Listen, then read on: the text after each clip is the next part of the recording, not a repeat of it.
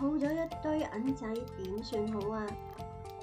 雖然咧，我哋而家多數用電子貨幣啊、拍卡啊、八達通啊、簽卡，但係咧都多多少少我哋都有現金，亦都儲咗好多嘅碎銀嘅喎。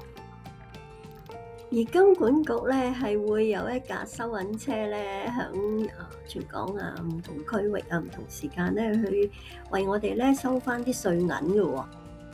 而網頁咧上面咧都會列明晒所有嘅資料啦，幾時去邊咁樣嘅時間表嘅。我就冇再去上網 check 嘅，但係咧今年我已經第2次遇到呢架車啦。今次竟然喺一條好隱蔽嘅公屋旁邊遇到喎。咁啱啱買完餸見到，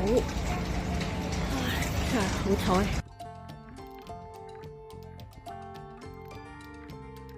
呢包咧可能有100零蚊啦。職員咧就叫我放入一個膠兜嗰度排隊。你要等一陣先啦嚇，等一陣先，我哋而家未。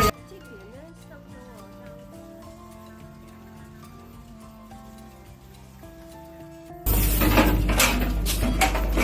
咗我影唔影得？可以啊。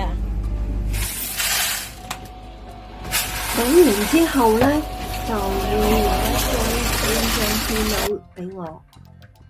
裏面咧就列明咗不同硬幣嘅數目啦，同埋個總數。拎住張單咧，就去隔離窗口位嗰度拍卡攞錢，就係咁簡單啦。